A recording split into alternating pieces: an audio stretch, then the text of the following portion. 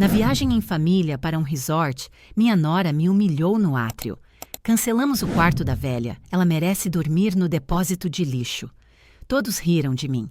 Eu apenas caminhei até a recepção e mostrei um cartão dourado. Quando o gerente me reconheceu, todos empalideceram. Que alegria tê-la aqui, senhora. Foi nesse momento que percebi. Minha história ainda estava só começando. Tenho 61 anos e nunca imaginei que o pior momento da minha vida aconteceria diante de estranhos, no lobby de um resort de luxo. Tínhamos dirigido por quase 4 horas. Meu filho David estava ao volante, a esposa dele, Fiona, no banco do passageiro, e eu atrás com meus 2 netos. Eu havia passado meses aguardando essa viagem. Meses. Desde que David mencionara casualmente, numa ligação, que passariam as férias de primavera no Mountain Crest Resort, algo dentro de mim se acendeu. Uma esperança que eu deveria ter sufocado de imediato. Fiona disse que havia espaço para mim. Bom, na verdade, o que ela disse foi: suponho que a sua mãe pode vir, se realmente quiser. Aquele tom. O mesmo que transformava cada convite numa concessão, cada gesto num favor que eu não merecia. Mas eu aceitei. Claro que aceitei. Durante o trajeto, Fiona reclamou do trânsito, do calor, da estação de rádio que David escolhera.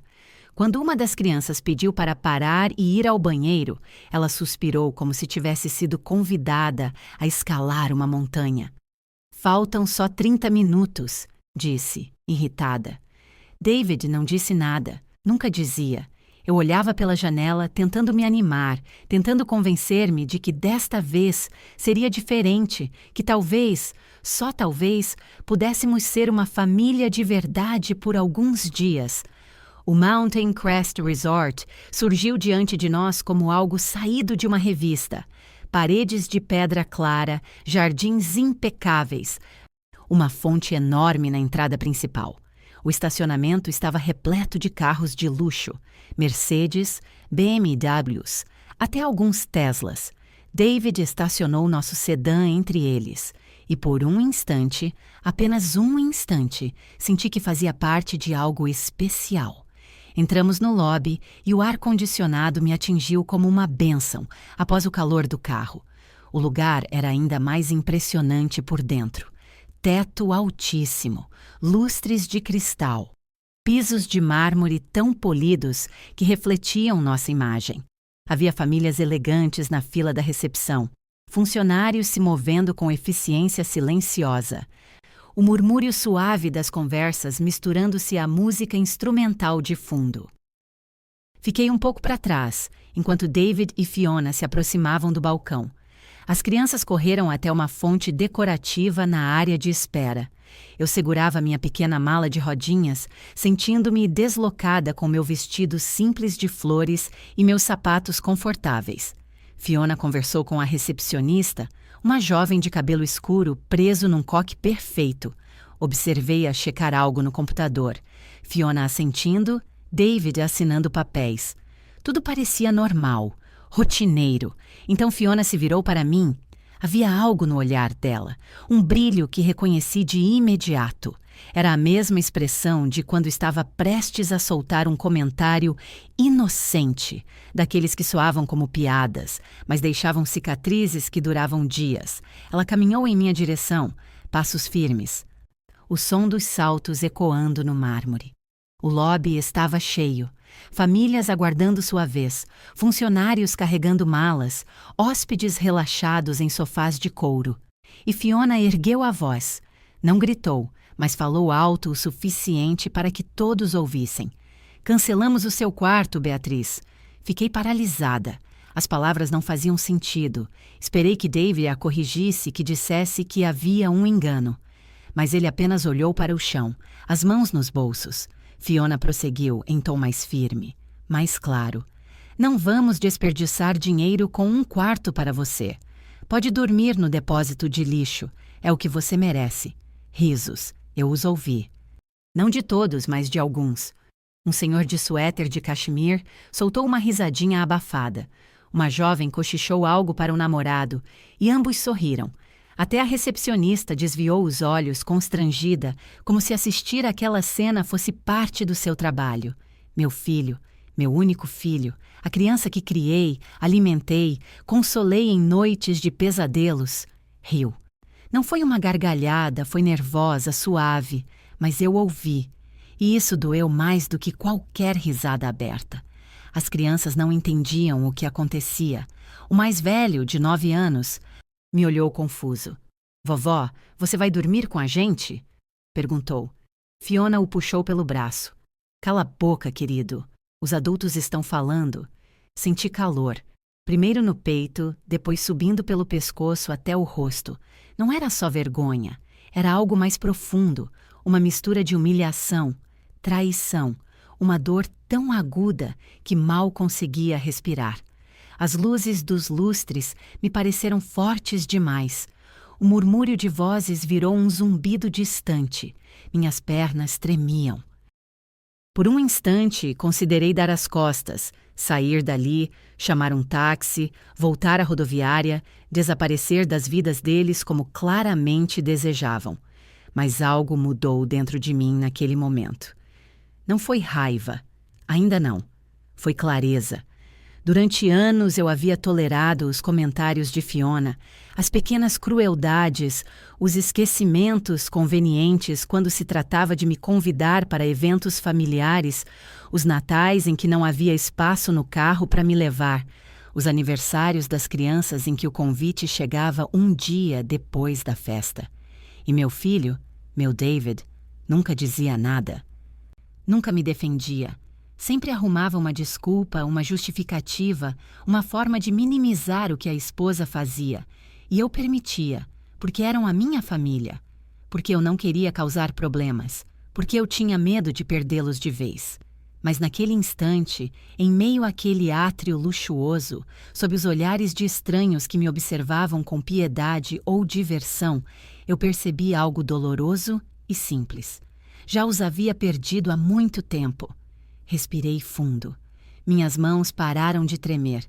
Ajustei a alça da mala e caminhei até a recepção. Não olhei para Fiona. Não olhei para David. Endireitei as costas e dei passos firmes, ainda que por dentro me sentisse em pedaços. A recepcionista me encarou com cautela. Senhora, posso ajudá-la? Tirei da bolsa um cartão. Não era um cartão de crédito comum.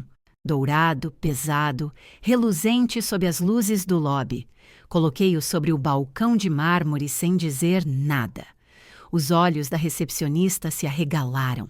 Ela olhou para o cartão, depois para mim, depois novamente para o cartão. Seus dedos tremiam levemente enquanto o passava no leitor. Senhora Whitmore, murmurou. Seu rosto perdeu a cor. Não sabíamos que a senhora estaria aqui. Perdão, não tínhamos registro da sua chegada. Atrás de mim, o silêncio era absoluto. Eu podia sentir os olhares cravados em minhas costas. A recepcionista digitava nervosamente no computador. Um momento, por favor. Vou chamar o gerente geral imediatamente. Então ele surgiu. Um homem de terno impecável, cabelos grisalhos perfeitamente penteados, caminhando com rapidez a partir de um escritório lateral. Sua expressão mudou de profissional para quase reverente ao me ver. Senhora Whitmore, sua voz ecoou no átrio. Não tínhamos ideia de que nos honraria com sua presença. Seu nome consta na lista de proprietários do resort. Proprietários. Ouvi um suspiro abafado atrás de mim. O gerente falava, mas minhas orelhas mal acompanhavam suas palavras. Algo sobre a suíte presidencial, arranjos especiais, equipe à disposição. Meu coração batia forte, não de nervosismo, mas de um alívio misturado à tristeza. Virei-me devagar. David estava pálido, muito pálido. A boca se abria e fechava sem emitir som. Fiona, por outro lado, tinha o rosto congelado num choque puro. Seus olhos verdes, normalmente tão calculistas, agora mostravam algo que nunca vi nela: medo. As pessoas que antes riram, agora olhavam em silêncio, algumas murmurando, outras apenas observando como se aguardassem o próximo ato. O gerente tocou meu braço com delicadeza. Deseja que levemos sua bagagem imediatamente à suíte presidencial. Podemos providenciar champanhe e o chefe preparará o prato que desejar para o jantar. Assenti em silêncio. Não confiava ainda na minha voz. Perfeito. Ele então voltou-se a David e Fiona, o olhar profissional, mas com um brilho que denunciava que tinha visto tudo. E os acompanhantes da senhora? Eles têm a própria reserva. Minha voz saiu firme, mais do que eu esperava. Não viajarão comigo. O gerente assentiu. Claro, se precisar de qualquer coisa, marque 0 do telefone da suíte. Chamou um jovem carregador. Acompanhe a senhora Whitmore. Enquanto o rapaz pegava minha mala, David avançou um passo. Mamãe, nós precisamos conversar. Olhei bem para ele. Não para o menino que um dia fora, mas para o homem de 37 anos diante de mim. Vi as linhas em torno dos olhos, os primeiros fios grisalhos, a postura curvada de quem carrega pesos invisíveis. Mas, acima de tudo, vi um estranho. Alguém que parecia meu filho, mas que havia deixado de sê-lo muito tempo atrás. Agora não, David. Mas, mamãe, eu não entendo como é que você... Por que nunca nos disse que... Não deixei que terminasse. Virei-me e segui o carregador até os elevadores. A suíte presidencial ficava no 15º andar. Durante o trajeto, o rapaz falava das comodidades, dos horários do restaurante, da localização do spa. Eu apenas assentia, sem realmente ouvir. Quando a porta da suíte se fechou atrás de mim, finalmente pude respirar. E o que encontrei diante de mim era outro mundo. As janelas iam do chão ao teto, revelando uma vista deslumbrante das montanhas. Móveis elegantes, uma cozinha completa, até um piano de cauda repousava num canto. Havia flores frescas em jarros de cristal, uma garrafa de champanhe em gelo, como o gerente prometera, e chocolates finos sobre a mesa de centro. Deixei-me cair no sofá de veludo azul e fechei os olhos. A verdade, porém, era muito mais complicada do que qualquer um poderia imaginar. 15 anos antes, quando meu marido Richard faleceu, ele deixou muito mais do que qualquer pessoa suspeitava. Richard fora um homem discreto, trabalhador, o tipo que passava despercebido na multidão. Vivíamos modestamente, nunca ostentando, nunca chamando atenção. Mas Richard tinha sido extremamente inteligente com investimentos. Muito inteligente. Quando ele morreu, descobri que possuíamos milhões em ativos diversos, propriedades, ações, títulos, e o Mountain Crest Resort fora uma das últimas apostas dele. Comprara 30% do empreendimento ainda na construção, acreditando que se tornaria um destino de luxo de sucesso. Tinha razão. Depois da morte dele, precisei tomar decisões.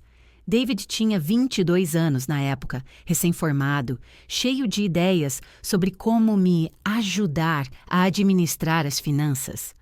Fiona e ele namoravam havia apenas 6 meses, mas já estava em todas as conversas, dando palpites em cada reunião familiar. Recordo de uma tarde específica. Estávamos à mesa da cozinha, revisando documentos. David exibia aquele ar sério que usava sempre que queria parecer adulto. Mamãe, acho que devia deixar que eu cuidasse disso. É complicado. Não quero que você se estresse ou cometa erros. Erros. Como se eu fosse incapaz. Como se 40 anos de casamento e a administração de um lar não me tivessem ensinado nada sobre dinheiro. Fiona, sentada ao lado, assentiu com falsa preocupação. É muita coisa para processar, Beatriz. David só quer cuidar de você. Talvez fosse melhor que ele assumisse as contas. Os investimentos, você poderia apenas descansar, aproveitar a sua aposentadoria. Aposentadoria. Como se eu fosse inválida, mas assenti. Deixei que acreditassem. Mostrei algumas contas, alguns documentos, apenas o suficiente para satisfazê-los. Guardei o resto comigo. Os maiores investimentos, as propriedades, as participações em empresas, incluindo o resort. Na época, nem eu entendia por quê. Havia algo no jeito como falavam comigo, sempre assumindo minha incompetência, que despertava em mim o desejo de proteger o que Richard e eu havíamos construído. Com o tempo, isso se transformou em outra coisa. Virou uma prova. Eu queria ver quem eles eram de verdade, quando pensavam que eu não tinha nada além da minha presença para oferecer. Queria saber se me amavam como mãe ou apenas me toleravam por obrigação. A resposta veio lenta, dolorosamente. David e Fiona se casaram 1 ano após a morte de Richard. Não pediram minha ajuda para o casamento. Fiona disse que os pais dela arcariam com tudo. Eu achei que era porque queriam controlar os detalhes. Anos depois, uma prima me contou casualmente que Fiona comentara: "Não vale a pena pedir nada a Beatriz. Ela mal sobrevive com a aposentadoria. Aposentadoria que eles acreditavam ser meu único recurso. Quando nasceram os meninos, tentei estar presente. Ofereci-me para cuidar deles, ajudar, ser a avó que eu queria ser. Mas sempre havia desculpas. Fiona ocupada com a rotina, as crianças com atividades demais, nunca era um bom momento para visitas. Nos natais, o convite vinha sempre com aquele tom: "Suponho que você possa vir se não tiver outros planos", como se fosse um favor. E os aniversários? Deus, os aniversários. David nunca esquecia o de Fiona. Flores, jantares caros, presentes sofisticados. Meu aniversário de 60 anos passou em silêncio, sem ligação, sem mensagem. Quando telefonei 3 dias depois, David disse: "Desculpe, mãe, estava atolado de trabalho, acabei esquecendo." 2 semanas antes, ele havia organizado uma festa surpresa para Fiona com 40 convidados, música ao vivo, bolo de 3 andares. Engoli a dor repetidas vezes, mas dentro de mim, uma parte registrava cada desfeita, cada esquecimento, cada exclusão. E essa parte foi crescendo, endurecendo, até tornar-se algo frio e claro. Eu não era família. Eu era um teste fracassado. Foi então que o telefone da suíte tocou, interrompendo minhas lembranças. O telefone da suíte tocou 3 vezes antes de eu decidir ignorar. Logo depois, meu celular começou a vibrar. Era David. Uma chamada, depois outra e outra ainda. Finalmente, uma mensagem: "Mamãe, por favor, precisamos conversar. Estamos no restaurante do lobby, te esperamos." Olhei para a tela por muito tempo, então digitei uma resposta curta: "Nos vemos às 19 horas. Só você e Fiona. As crianças ficam com a babá do hotel." 2 horas depois, após um banho demorado que me devolveu algum alívio, vesti o vestido azul marinho que comprara meses antes e nunca tivera ocasião de usar. Arrumei o cabelo, passei um pouco de maquiagem. Quando me encarei no espelho, vi uma mulher diferente. Não alguém que pedia desculpas por existir, mas alguém que ocupava o espaço que lhe pertencia. O restaurante era requintado. Iluminação suave, velas sobre as mesas, o som delicado de talheres e copos. Vi David e Fiona num canto. Ele parecia nervoso, girando a taça de vinho. Ela exibia a máscara habitual de controle, os lábios duros, os dedos entrelaçados com força. Sentei-me diante deles. O garçom serviu água, ofereceu o cardápio. Pedi sem desviar o olhar do meu filho. O silêncio era denso, incômodo. Até que David falou: "Mamãe, por que nunca nos contou?" "Contar o quê exatamente?" Respondi com calma, tomando um gole de água. "Que você era dona deste lugar. Que tinha dinheiro. Nós sempre pensamos que você vivia só da aposentadoria do papai. Eu nunca disse isso. Vocês presumiram." Fiona inclinou-se para a frente, a voz controlada, mas tensa. "Você nos fez parecer ridículos diante de todos hoje." Olhei diretamente nos olhos dela. Pela primeira vez em 15 anos não desviei o olhar. "Não, Fiona, vocês se mostraram exatamente como são." Ela recuou como se tivesse levado um tapa. David abriu a boca, mas não encontrou palavras. O garçom trouxe nossos pratos, colocou-os diante de nós, mas ninguém tocou na comida. "Não entendo, mamãe." A voz dele tremia. Se tinha dinheiro, se tinha tudo isso, por que deixou que acreditássemos que era pobre? Para ver, cortei um pedaço de salmão com calma. Queria ver se me amavam sem esperar nada em troca. Sempre amamos você, disse David, quase indignado. As palavras que um dia teriam me comovido agora soavam ocas. É mesmo? E quando me deixaram de fora do Natal há 3 anos porque não havia espaço no carro? Depois descobri que tinham alugado uma van para 7 pessoas. Vocês eram 5. David piscou, confuso. Foi. Foi um erro com a locadora. E no meu aniversário de 60 anos? Nenhum telefonema, nenhum recado. Mas 2 semanas antes gastaram milhares de dólares na festa surpresa de Fiona. Eu liguei depois, pedi desculpas, protestou ele, a voz fraca. 3 dias depois, e só porque eu liguei primeiro. Bebi um gole de vinho. Sua desculpa foi dizer que estava ocupado com o trabalho. Fiona se inclinou ainda mais, o rosto tenso, olhos faiscando. Isso é ridículo. Você está se comportando como uma criança ressentida, guardando cada detalhe insignificante. Insignificante?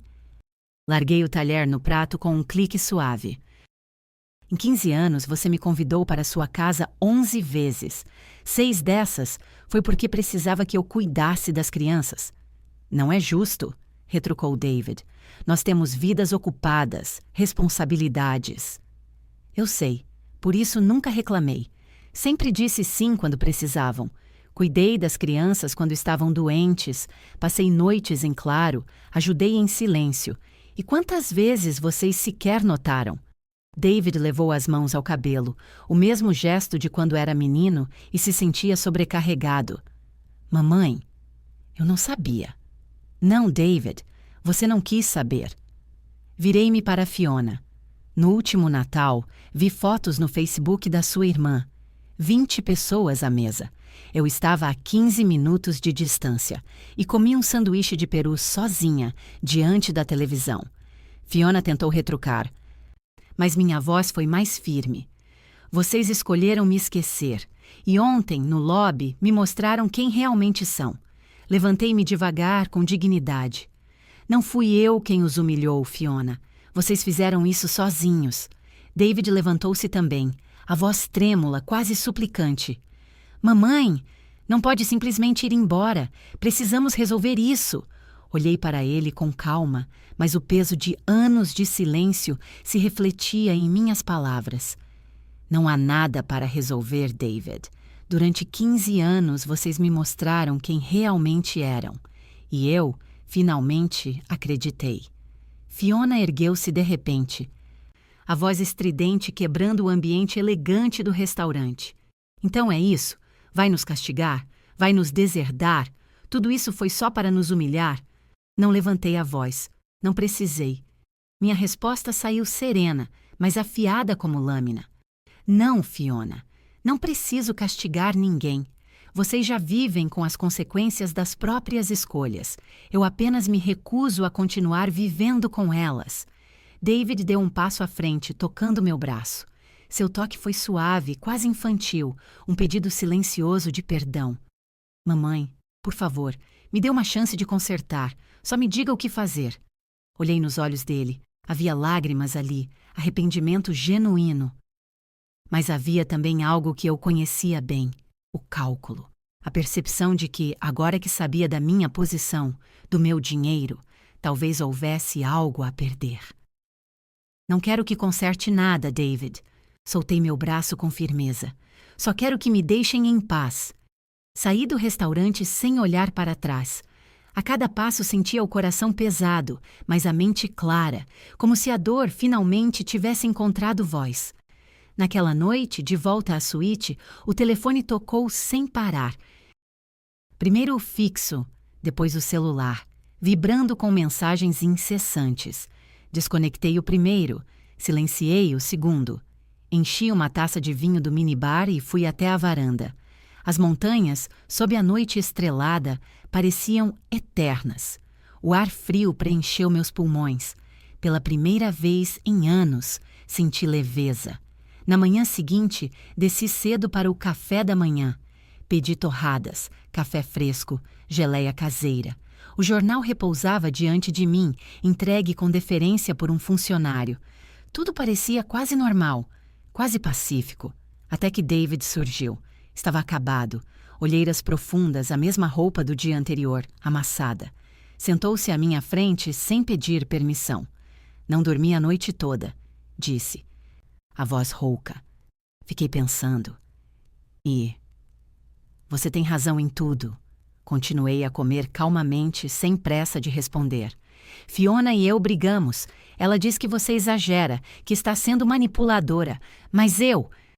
Ele passou as mãos pelo rosto, exausto. Eu comecei a lembrar de coisas que sempre ignorei, porque era mais fácil não ver. Dei um gole no café, observando-o se debater com a própria consciência. Eu fui um mau filho. A voz dele quebrou. O pior filho. Sim. Minha resposta foi curta, direta. David pareceu chocado com minha honestidade, mas não retrucou. Mas, mamãe, eu posso mudar. Podemos mudar. Por quê? Perguntei, inclinando-me um pouco. Porque agora sabe que tenho dinheiro? Porque tem medo de perder uma herança? Não, protestou, mas seus olhos hesitaram. Porque você é minha mãe. Sempre fui sua mãe, David. Isso nunca mudou. O que mudou foi a forma como você escolheu me tratar. Ele baixou a cabeça, incapaz de negar.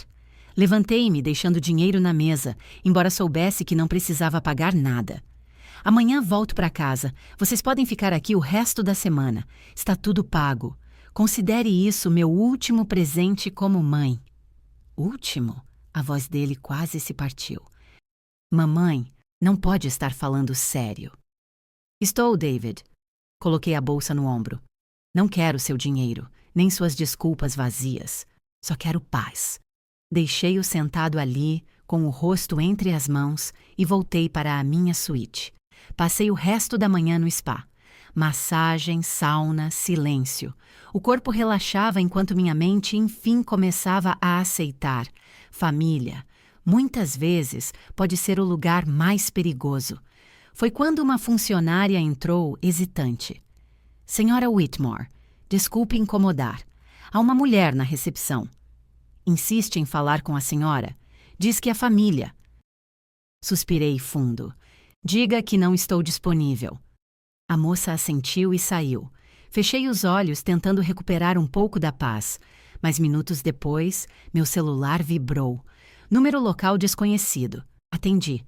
Beatriz? A voz inconfundível. Fiona.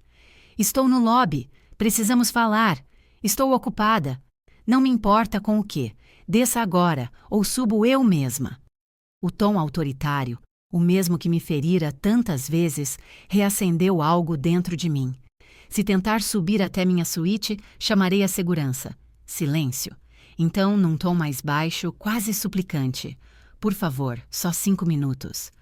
Pensei em desligar, mas havia algo diferente naquela voz. Desespero. Sala de estar, ao lado do lobby. Em 15 minutos. Não um a mais. Demorei-me de propósito. Quando cheguei, Fiona estava rígida num sofá de couro, mãos apertadas no colo. Ao me ver, levantou-se de imediato. Sem maquiagem perfeita, os olhos vermelhos, o cabelo desalinhado. Pela primeira vez em anos, parecia humana. Sentei-me diante dela, em silêncio.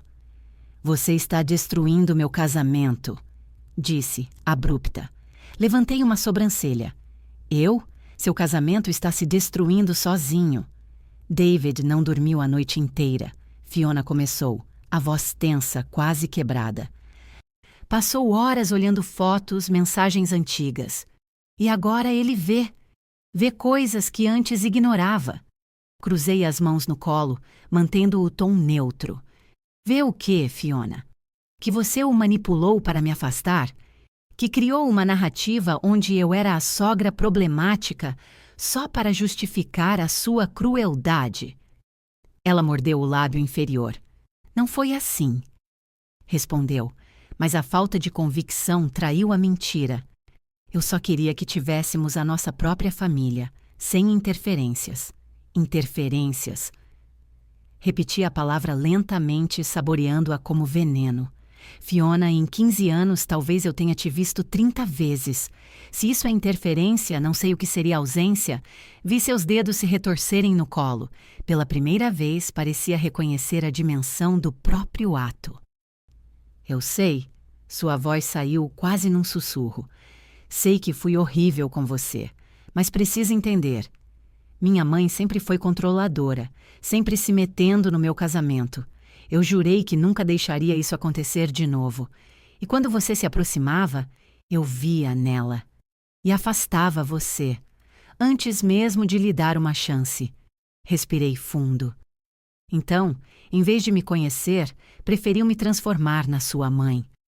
Fiona fechou os olhos, lágrimas deslizando. Sim. A confissão caiu entre nós como uma pedra no fundo de um poço. E agora? Perguntei em voz baixa. Agora que percebe o estrago, veio buscar o quê? O meu perdão? O meu dinheiro? Ela me encarou com olhos vermelhos, cheios de desespero. Não é pelo dinheiro, choramingou. Ontem. Eu estava com raiva. Não sei o que deu em mim. Falei aquilo no lobby porque ver você ali, com David insistindo para que viesse. Parecia que, de novo, eu não tinha escolha. E eu te odiei por isso. E por isso me mandou para o depósito de lixo? Perguntei, seca. Por isso me humilhou diante de estranhos? As lágrimas caíam agora em fluxo livre. Eu sei que passei do limite. Me tornei exatamente aquilo que jurei nunca ser. Ontem, quando David me confrontou. Ele gritou, Beatriz, gritou que sou cruel, manipuladora, que virei minha própria mãe. E tem razão.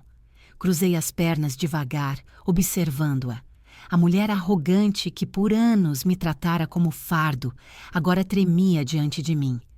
Fiona, não vim a este resort para destruir seu casamento. Vim porque, ainda de forma tola, tinha esperança de que talvez fôssemos uma família.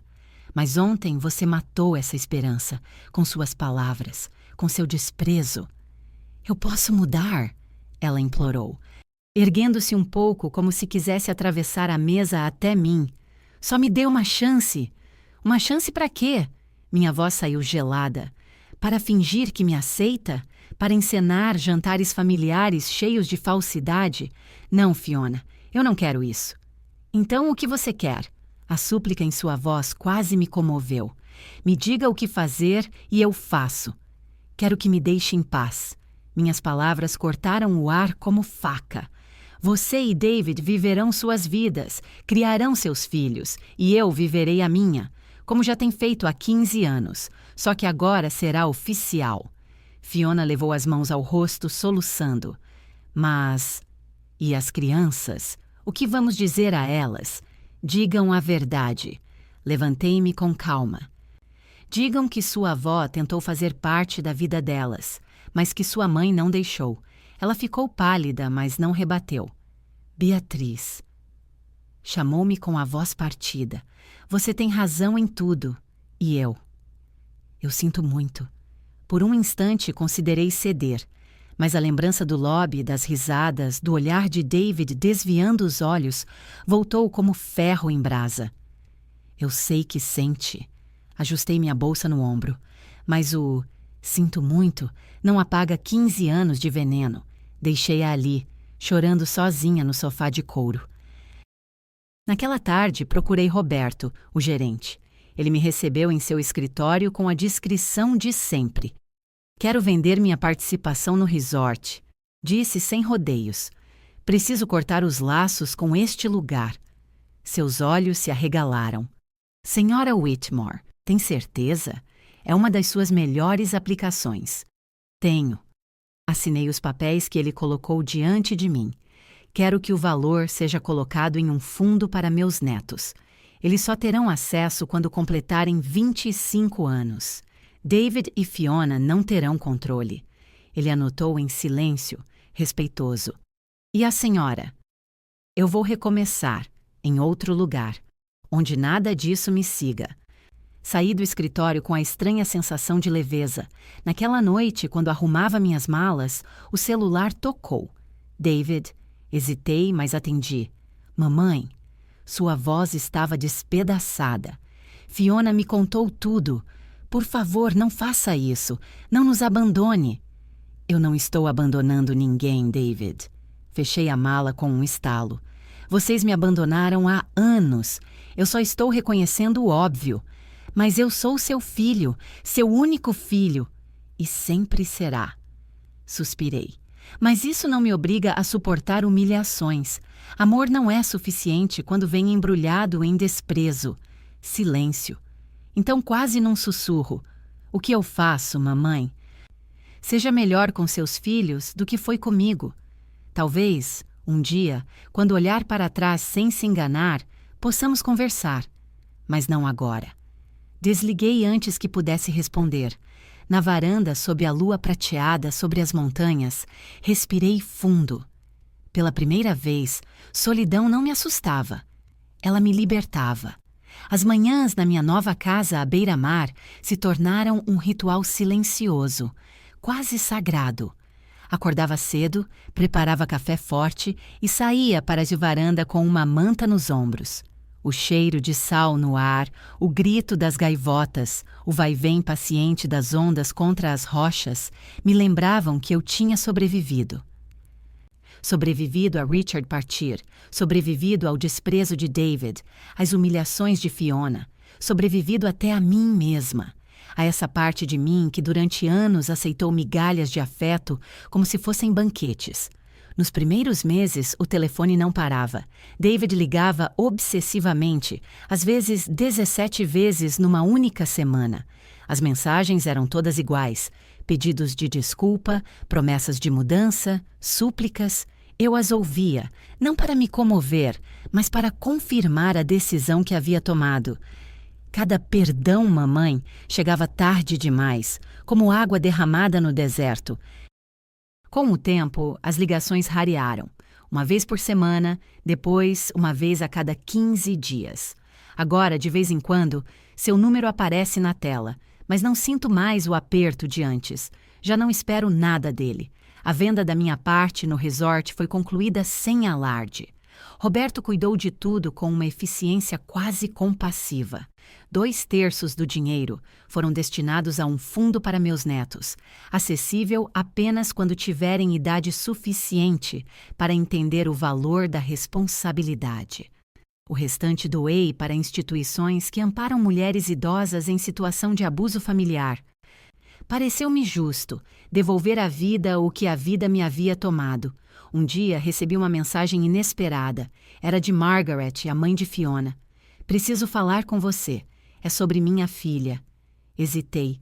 Não nos falávamos desde o casamento de David, mas atendi. A voz dela soava quebrada, mais velha. Contou-me, entre soluços, que tinha sido uma sogra terrível, invasiva, autoritária, que Fiona havia crescido testemunhando seus erros e jurara nunca repetir aquele modelo, mas acabou se transformando exatamente naquilo que mais odiava. Eu plantei as sementes do que ela se tornou, Beatriz, disse Margaret, e você pagou o preço. Ouvi em silêncio. No fundo não era novidade. A dor é hereditária. Mas não me cabia curar Fiona, nem redimir Margaret. A única coisa que pude responder foi: se quiser quebrar o ciclo, faça diferente com os outros netos. Seja a avó que eu nunca pude ser. Ela chorou, prometeu tentar, e eu desliguei sem rancor. Alguns meses depois, recebi um pacote pelo correio. Reconheci a caligrafia. Era de David. Dentro, uma carta longa e um diário de couro gasto que pertencera a Richard. A carta dizia que ele e Fiona estavam se divorciando.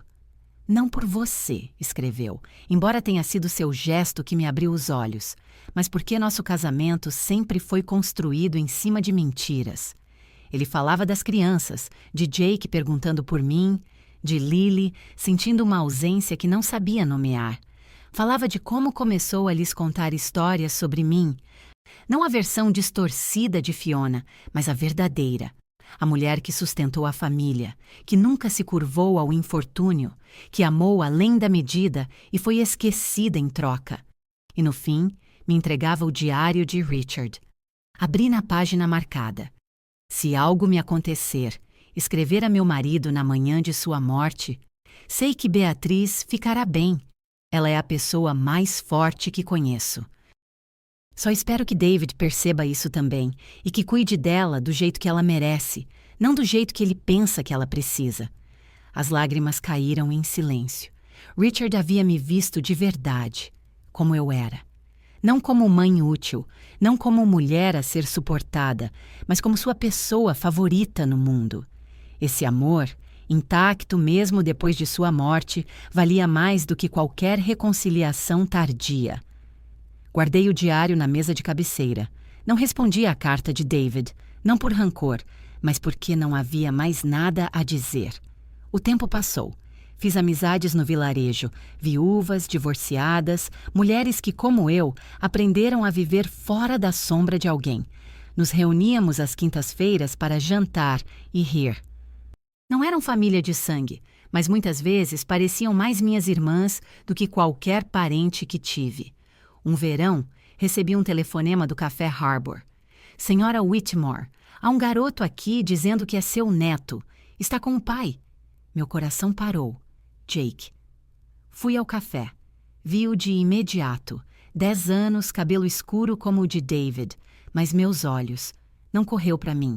Apenas esperou, com cautela. Sentei-me, pedi chocolate quente para ele. Depois de alguns minutos em silêncio, Jake disse baixinho: Papai falou que não te vimos porque ele errou. Olhei para David. Ele apenas assentiu, olhos cheios de vergonha. Sim, confirmei. É verdade. E também disse que você não quis nos ver porque estávamos te machucando. Meu peito apertou. Também é verdade. Jake baixou os olhos. Desculpa, vovó. Abracei-o, e as lágrimas que eu pensava já não existir transbordaram. Você não tem culpa, meu amor. Nunca teve. Desde então, Jake passou a me visitar. Uma vez por mês, David o deixava em minha casa. Caminhávamos pela praia, assávamos biscoitos, contávamos histórias. Mais tarde, Lily também começou a vir. Crianças não carregam o peso das escolhas dos adultos, e eu não iria lhes negar a chance de ter uma avó. David cumpria sua parte. Não tentava entrar, não forçava conversas. Apenas esperava no carro, à distância. E isso era suficiente. 2 anos depois, ele apareceu sozinho. Veio ao meu jardim, onde eu plantava tulipas. Disse que não queria nada, apenas agradecer.